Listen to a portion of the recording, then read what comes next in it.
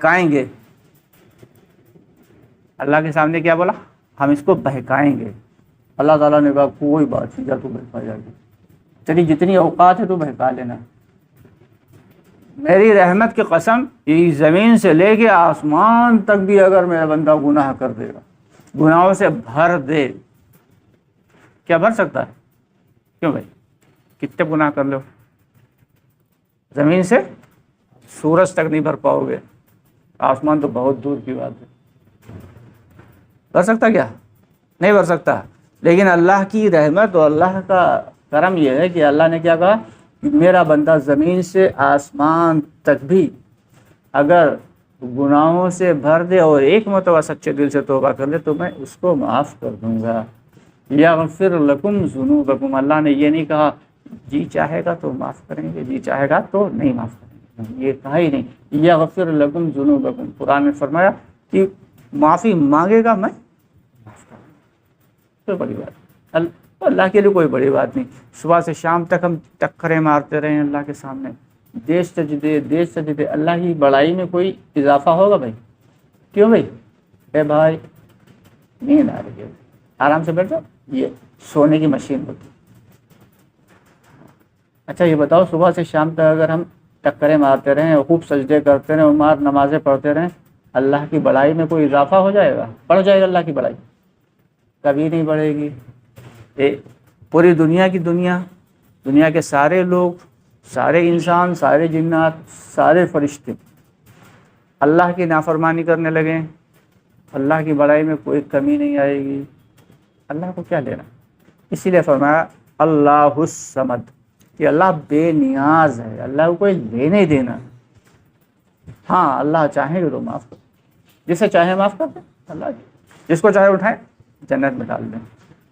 لیکن اللہ نے ایک وعدہ کیا ہے کہ مشرک یعنی جس نے اللہ کی ذات میں شرک کیا اس کو جنت میں نہیں دیں گے. اللہ نے ایک اپنا رول بنا دیا ہے. باقی اللہ کے لیے کچھ مشکل نہیں، جس کو چاہیں اٹھائیں. اور کوئی ایک بہت بڑے بزرگ تھے، بڑے اللہ والے تھے، اور ان کا انتقال ہو گیا.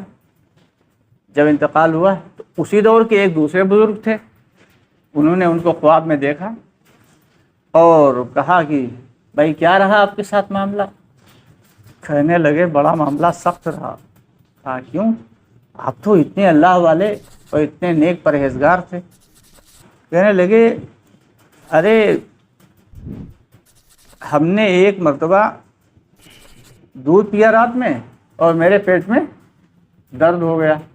صبح لوگوں نے ہم سے پوچھا کہ ارے آپ کے پیٹ میں درد کیوں ہوا؟ تو ہم نے کہا ارے وہ رات میں دودھ پی لیا تھا جس کی وجہ سے پیٹ میں درد ہو گیا تھا.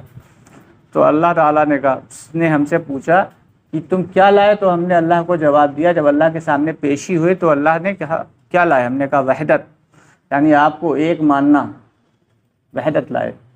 اللہ نے فرمایا اچھا وہ دن یاد کرو جب تم نے دودھ پیا تھا تو کیا کہا تھا کہ دودھ کی وجہ سے پیٹ میں درد ہوا ہے. اب تمہاری وحدت کہاں چلی گئی؟ تو تم نے دودھ کے ساتھ ہمارے ساتھ دودھ کو بھی شامل کر لیا کہ فائدہ نقصان پہنچانے میں دودھ بھی. تو اللہ تعالیٰ کے سامنے فوراً ہی سجدے میں گر گئے اور توبہ استغفار کی کہا بے شک ہے اللہ ہم تو کچھ نہیں لے کے آئے، بس تیری رحمت کی امیدوار ہے. تو اللہ نے کہا ٹھیک ہے جاؤ، اپنی رحمت سے ہم تجھے معاف کرتے ہیں. تو اللہ رب العالمین اگر سوال اور جواب کرنے پہ آ گئے، اللہ تعالیٰ اگر سوال اور جواب کرنے پہ آ گئے تو کوئی بچے گا نہیں.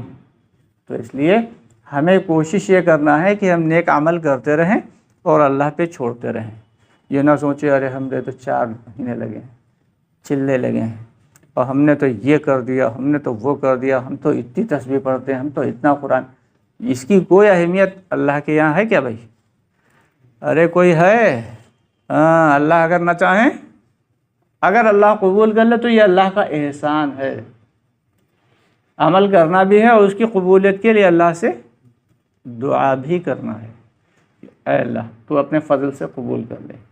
اور آج کل جو حالات چل رہے ہیں دنیا میں، یہ دنیا کے حالات اللہ نے ڈالے ہیں، ان سے گھبرانا نہیں ہے اور ان سے ڈرنا نہیں ہے، نہ تو گھبرانا ہے اور نہ ڈرنا ہے۔ حالات اللہ تعالیٰ ڈالتے ہیں بندوں کو اپنی طرف مائل کرنے کے لیے۔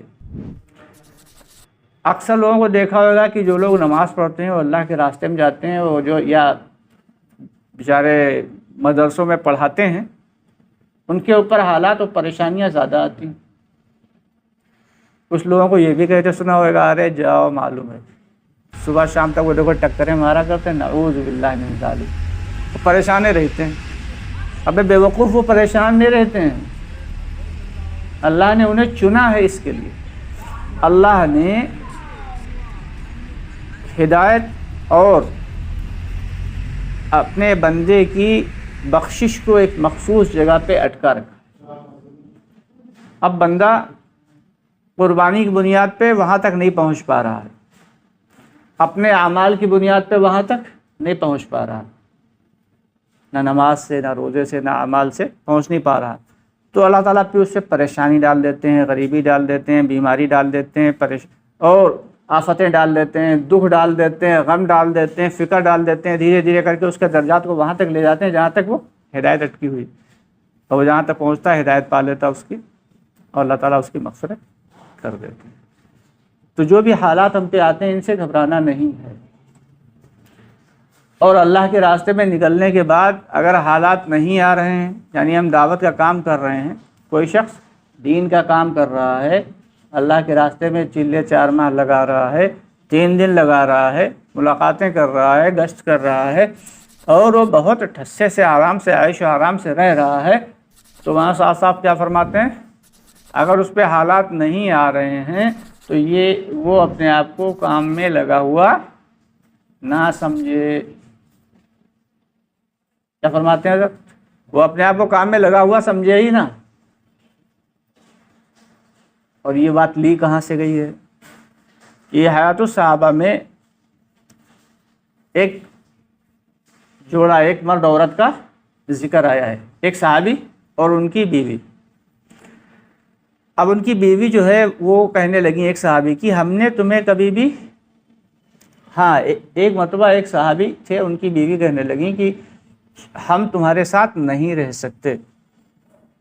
صحابہ کرام کے بھی ایسے ایسے واقعات ہیں کہ سننے تو حیرت ہوتی کہ واقعی کہ ایسے بھی لوگ دنیا میں تھے، کہ ایسے بھی مرد تھے، کہ ایسی بھی عورتیں تھیں، لیکن واقعی وہ حق میں ایمان والے تھے، اور اللہ کو پہچاننے والے، اور رسول اللہ صلی اللہ علیہ وسلم سے سچی محبت کرنے والے تھے، اور آپ کی تعلیم پہ پورا عمل کرنے والے تھے۔ تو بیوی نے کہا شوہر سے، ہم تمہارے ساتھ نہیں رہ سکتے، مجھے طلاق دے دو۔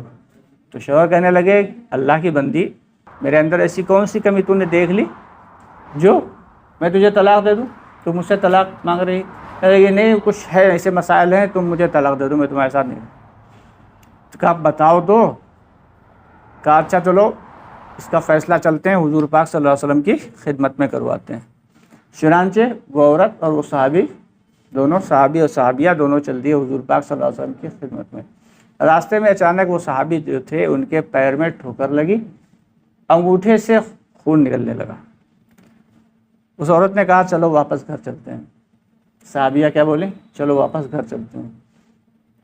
کہا کیوں؟ چلنا نہیں ہے؟ تم تو طلاق کا مطالبہ کر رہی تھیں۔ کہا نہیں، وہ مطالبہ کینسل، واپس چلو۔ پھر گھر تو آ گئے، لیکن اب ان صاحب جو تھے، صحابی جو تھے، ان کی سمجھ میں نہیں آ رہا، بار بار پوچھ رہے بتاؤ وجہ کیا ہے۔ تو وہ صحابیہ بولیں کہ ہم نے سنا تھا کہ جو شخص اللہ کا چہیتا ہوتا ہے، اللہ اس کے اوپر پریشانیاں ڈالتے ہیں، جو ایمان والا ہے اس پہ مشکلات ڈالتے ہیں، حالات ڈالتے ہیں، غم ڈالتے ہیں، تکلیفیں ڈالتے ہیں۔ ہم نے اتنے سال ہو گئے تمہارے ساتھ رہتے ہوئے، ہم نے کوئی پریشانی تمہارے ساتھ دیکھی ہی نہیں، کوئی غم کوئی تکلیف تمہارے اوپر دیکھی ہی نہیں۔